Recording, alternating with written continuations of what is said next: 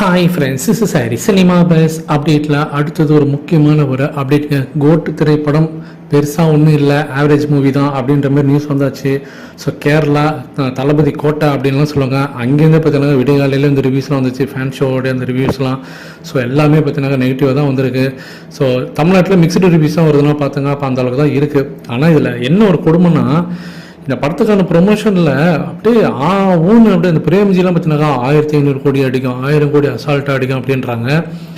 எனக்கு சீரியஸாகவே புரியல. ஒரு படம் 1000 கோடி அடிக்கணும்னா மினிமம் ஹிந்தி பெல்ட்டில், அதாவது நார்த் இந்தியா ஹிந்தி பெல்ட் பாலிவுட்டில் அந்த படம் ஒரு குறைஞ்சது ஒரு 200-300 கோடியாவது அடித்தாதான் எந்த ஒரு படம் வந்தாலும் 1000 கோடி அடிக்க முடியும். அது பாகுபலியாக இருக்கட்டும், ட்ரிபிளாக இருக்கட்டும், இப்போ வந்து கல்கியாக இருக்கட்டும், கேஜிஎஃப் செகண்ட் பார்ட்டாக இருக்கும், எல்லாமே 1000 கோடி அடிச்ச படம் எல்லாமே வந்து மினிமம் பார்த்தீங்கன்னா பாலிவுட்டில் ஒரு 200 கோடியாவது அடித்தா மட்டும்தான் உங்களுக்கு சாத்தியன்றது எல்லாருக்கும் தெரிஞ்ச விஷயம். இந்த அடிப்படை அறிவு கூட தெரியாமல் இவங்க வந்து எப்படி தான் பேசுகிறாங்கன்னு தெரியல. இவங்களாம் வந்து சினிமாவில் இருக்கக்கூடிய பெரிய செலிபிரிட்டிஸ், விஐபிஸ். இது இப்போ இந்த கோட்டு திரைப்படம் பாலிவுட்டில் இப்போ இந்த படம் எவ்வளோ வசூல் கலெக்ட் பண்ணணும்னு நினைக்கிறீங்க? 5 கோடி, அதிகபட்சம் மிஞ்சி போனால் ஒரு 7-8 கோடி வருமா? அதை வச்சுட்டு எப்படிங்க 1000 கோடி வரும்? எப்படிங்க அந்த பிரேம்ஜி வந்து மனசாட்சி இல்லாமல் இப்போ பேசணும்? சரி, அப்பயே இந்த வீடியோலாம் போடலாம் தான் பார்த்தேன். சரி, எது வந்தாலும் படம் வந்தாலும் போட்டுக்கலாம்னு விட்டுட்டேன். அடுத்தது நம்ம வெங்கட் பிரபு அவர்கள். வெங்கட் பிரபு லோகேஷ் கனகராஜெல்லாம் கலாய்க்கிறார். நேற்றுக்கு தமிழ் தந்தி டிவியோட இன்டர்வியூவில் லோகேஷ் கனகராஜ் விஜய் வச்சு தான் போன படம் எடுத்தார். அவரே நீங்கள் கலாய்க்கிறீங்க. நெல்சனையும் இப்படி தான் பண்ணீங்க.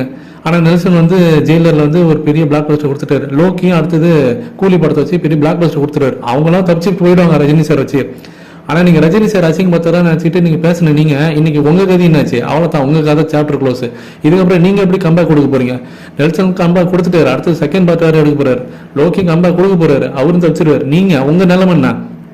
கூட இருக்கக்கூடிய சகாக்கள், உங்கள் சக இயக்குநர்களே நீங்கள் கலாய்க்கிறீங்க ஒரு படத்தோட ப்ரொமோஷனுக்காக.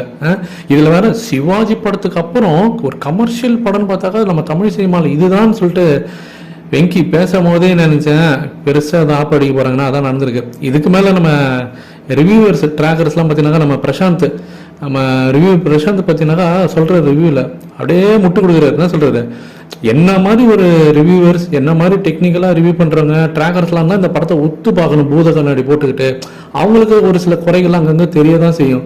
ஆனால் ஒரு ஜென்ரல் ஆடியன்ஸுக்கு, ஒரு ஃபேன்ஸுக்கெல்லாம் அதெல்லாம் மறந்துட்டு ஒரு என்டர்டெயின்மெண்ட் மூவியாக நான் அதை பார்க்கணும்னு முடிவு பண்ணிட்டு நீங்கள் உள்ளே வந்துட்டீங்கன்னா, மைண்டை எம்டியாக வச்சுட்டு உள்ளே வந்துட்டீங்கன்னா உங்களுக்கு இந்த படம் ரொம்ப பிடிக்குன்றது நான் கேட்குறேன். அப்புறம் நீ எங்கே இருக்கிற படத்துல என்ன குறைகள் இருக்குன்னு சொல்றதுக்கு தான் நீ, அதுக்கு தான் நீ பூத கண்ணாடி பார்த்துட்டு நீ தான் பார்க்கணும். அதெல்லாம் அதை தான் நீ வந்து சொல்லணும், வேலையே அதுதான். அதெல்லாம் மறந்துடுங்க. விஜய் சார் படமா இருந்தாக்கா அதெல்லாம் மறந்துடுங்க, விட்டுருங்க. நீங்க வந்து ஜாலி போய் படத்தை பாருங்கன்றது. இதே தலைவர் படம் இருந்தாக்கா அவரையும் அந்த தலைமுடியிலையா வந்து டை அடிச்சிருக்காரு, இவரையும் செப்பல் வந்து ப்ளூ கலர்ல போட்டிருக்காரு சொல்லிட்டு 1008 கதை சொல்லுவாங்க லாஜிக்கல்ல. இங்கேயும் அதே லாஜிக்கல் பிரச்சனை இருக்கு இந்த படத்துலயும். ஆனா இதுக்கெல்லாம் ஜஸ்ட் கடந்து போறாரு அவர். இதை பத்தி உங்களோட கருத்துக்கள் என்ன அப்படின்றத மறக்காம கேட்டு சொல்லுங்க ஃப்ரெண்ட்ஸ்.